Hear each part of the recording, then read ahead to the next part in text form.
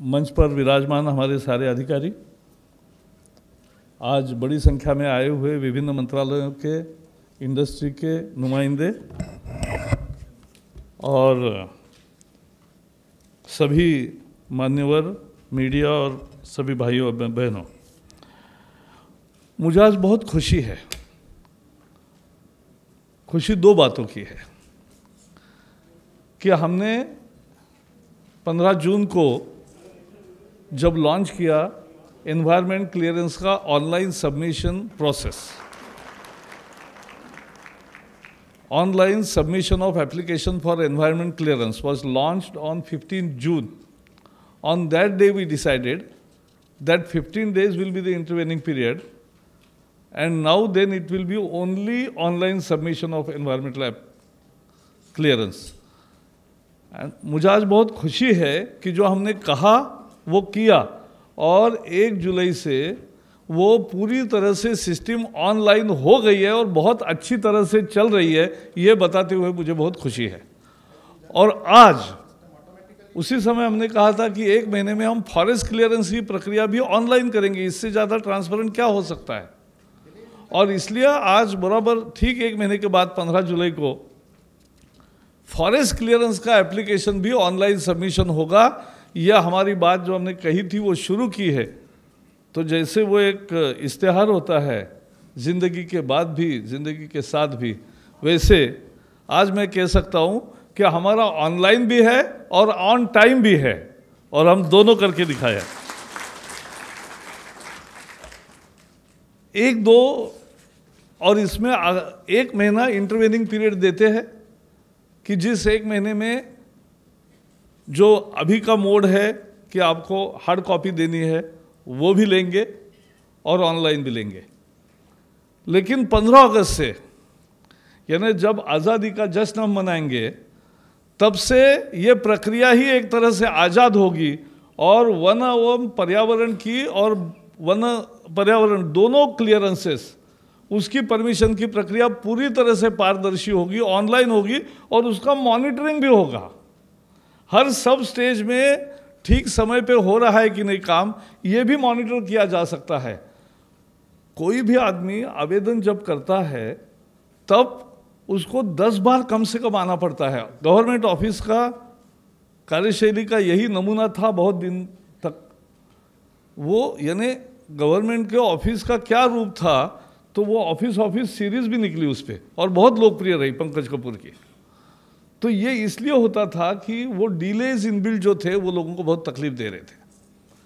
अब यहाँ एप्लीकेशन पूरी तरह से पूरा भर के ही आप डाल सकते हैं अंदर, और एक बार ऑनलाइन हो गया कि आप मॉनिटर कर सकते हैं सब स्टेज वाइज। पहले ये होता था कि पहले एनवायरनमेंट होगा, फिर फॉरेस्ट होगा। तो हमारे अधिकारियों की चर्चा हुई तो मैंने कहा ये किसने कहा कि ये पहला होगा, ये दूसरा होगा। ऐसा तो कहीं बाइबल में नहीं लिखा, गीता में भी नहीं लिखा है। दोनों साथ साथ क्यों नहीं हो सकते? होगा, और दोनों साथ साथ करेंगे। और एक दिन में दोनों परमिशन अगर ठीक तरह से पालन पर्यावरण की रक्षा करेगा तो उस उद्योग को एक ही साथ दोनों परमिशन हम देना चाहते हैं, वो प्रक्रिया दिन भी जल्दी आएगा। ऑनलाइन होगा और एक ही दिन साथ साथ होगा, ये हम करके दिखाएंगे। कुछ निर्णय पिछले 1.5 महीने में हमने की है। हमने ये कहा कि अनाउंसमेंट ज़्यादा नहीं करेंगे, पहले काम करके दिखाएंगे फिर बताएंगे। और इसमें हमने एक कहा कि देश की रक्षा होगी तो पर्यावरण की रक्षा होगी, और इसलिए देश की रक्षा को सर्वोच्च प्राथमिकता है। पर्यावरण के बिना नुकसान के जो डिले हो रहा था कि पर्यावरण का नुकसान तो नहीं होने देना है, लेकिन प्रोजेक्ट जो देश की रक्षा की जरूरत है, बॉर्डर रोड, सड़कें बननी है, बॉर्डर की बननी है। 6000 किलोमीटर की सड़कें प्रतीक्षा में थी। क्यों? मैं चाइना बॉर्डर पे देखा, वहाँ सब सड़कें बन गई, वहाँ पर्यावरण का कोई नहीं हानि होती, और हमारे यहाँ क्यों होगी? जो जंगल का रक्षण करना है, जंगल का जो वैकल्पिक जंगल तैयार करना पड़ेगा, अगर जहाँ डाइवर्शन लेते हैं वो करेंगे। लेकिन वो करके उसके लिए हर फाइल केंद्रीय पर्यावरण मंत्रालय में आए और वो सालों से पड़ी रहे, ये मुझे बिल्कुल नागवार लगा। और इसलिए हमने एक निर्णय किया कि देश की सुरक्षा एवं कार्यनीतिक हितों की रक्षा के लिए पर्यावरण, वन एवं जलवायु परिवर्तन मंत्रालय ने एक अपेक्षित वन भूमि के अपरिवर्तन यानी डाइवर्शन ऑफ फॉरेस्ट लैंड तथा वास्तविक नियंत्रण रेखा से 100 किलोमीटर हवाई दूरी के भीतर आने वाले क्षेत्र में बॉर्डर रोड्स के जितने भी रोडों का चौड़ा करना है, रोड्स बनाने हैं या उसके कनेक्टिंग रोड्स का जो वाइडनिंग है, all are now under general approval. यह हमारी सभी योजनाएं वन अधिनियम 1980 की धारा 2 के तहत सामान्य अनुमोदन प्राप्त अब किया जाएगा। It's under now general approval and that's very important. इससे रक्षा के डिफेंस फोर्सेस से संबंधित किसी भी आदमी आपको मिले, मुझे तो पिछले 1 महीने में इतने लोग मिले कि डिफेंस के अभी आला अधिकारी जो अभी है, जो आम जवान है, जो बॉर्डर पे काम करते हैं, वो सैनिक मिले, गले लगे। कहीं मैं जाता हूं तो जो भी सेना का आदमी मिलता है गले लगता है, उनको लगता है उनको कितनी बड़ी राहत मिली कि एक बॉर्डर पर सड़क बनाने के लिए जवान को क्या तकलीफ उठानी पड़ती है कि सड़क न होने से वो दूर कर दी, तो वो बड़े खुशी में है। और इसी तरह अभी ये 100 किलोमीटर की दूरी में जो स्ट्रैटेजिक डिफेंस, क्योंकि हमारी, मैं सारी बातें नहीं कह सकता, लेकिन डिफेंस का बहुत सारी हम चाइना बॉर्डर पे, पाकिस्तान बॉर्डर पे बहुत सारी चुस्त व्यवस्था कर रहे हैं। अगर वो चुस्त व्यवस्था कर रहे हैं तो उनके ट्रेनिंग सेंटर्स होंगे, उनकी रिहायशी होंगी, उनका स्कूल होगा, उनका बारूद रखने वाली जगह होगी, उनकी आगे जाके दूसरी काम करने वाले जो स्ट्रैटेजिक डिफेंस इंस्टॉलेशंस है, स्ट्रैटेजिक डिफेंस इंफ्रास्ट्रक्चर है, इसको भी क्यों एक आर्मी स्टेशन बनाने की, एक पुलिस चौकी बनाने की, देश की रक्षा करने वाले सैनिक बर्फ में या कहीं खड़े रहेंगे, उसकी फाइल यहाँ आएगी और तब तक वो बेचारा वैसे ही बर्फ में पड़ा रहेगा। ये नहीं हमें देखा गया। हमने कहा नहीं, ये उसका तुरंत वही की वही परमिशन होनी चाहिए और इसलिए ये फाइलें अब मंत्रालय में नहीं आएगी, ये भी जनरल अप्रूवल में, उसका निर्णय ऑफिशियली एक थोड़े दिनों में हो जाएगा। तीसरी बात हमने की कि जहां लेफ्ट विंग एक्सट्रीमिज्म के एरियाज है, 117 जिले हैं, उसके एरियाज डिफाइंड है।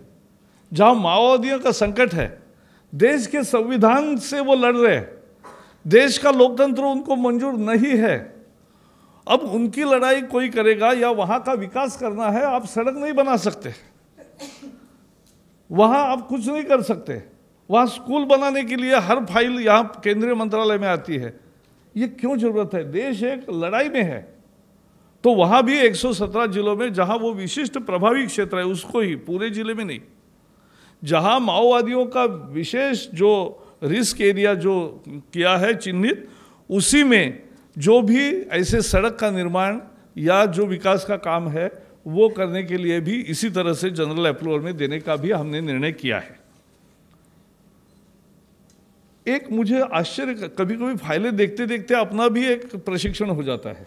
एक फाइल आई हमारे पास कि बोले ट्रांसमिशन लाइन की परमिशन, अब बिजली का लाइन जाएगा, उसका परमिशन भी हमारे मंत्रालय से मिलेगा। कहाँ 2, 4, 10 किलोमीटर लाइन बिछानी है, वो भी परमिशन यहाँ से मिलेगी। क्यों मिलेगी ऐसी? और वो 220 केवी तक का है। अब मैंने पावर ग्रिड वालों को बुलाया, उनको पूछा कि अभी क्या डालते हो, तो 220 तो बहुत कम जगह डालते हैं।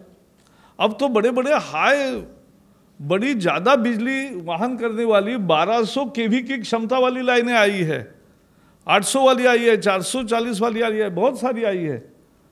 तो ये लाइन के लिए हमारी परमिशन हर बार जाना पड़ता था, केवल 220 तक का वहाँ लोकल परमिशन था। हमने कहा ये क्या मतलब है, उल्टा ज़्यादा वाहन करने वाली बिजली की लाइनें जाएगी तो जो 10 बार लाइनें डालनी पड़ेगी वो एक जगह ही हो जाएगा। तो 10 जगह काम, जंगल खराब करने के बजाय एक ही जगह से लाइन जाएगी तो जंगल भी बच गया और लोगों की साफ व्यवस्था भी हो गई। और इसलिए हमने एक निर्णय लिया कि ये जो 200 किलोवाट तक का पारेषण लाइन जो जनरल अप्रूवल में था, वो जनरल अप्रूवल अब किसी भी ट्रांसमिशन लाइन की पावर जो आज 1200 की सबसे ज़्यादा है, वो भी अभी उसमें कर दिया है और उसको भी परमिशन दे दिया है।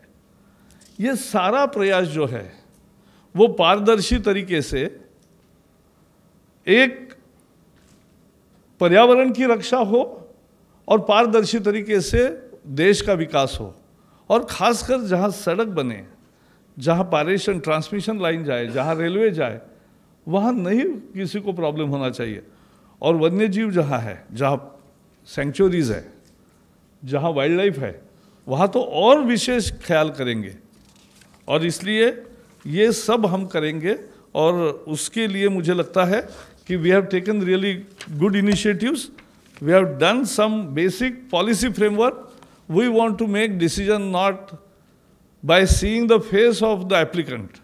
We want to make the process transparent so that under principles, under policies, it will work and it will get clearance or not. Whatever the decision will be, it will be policy-led decision, not personality-led decision, and that is what we are aiming at.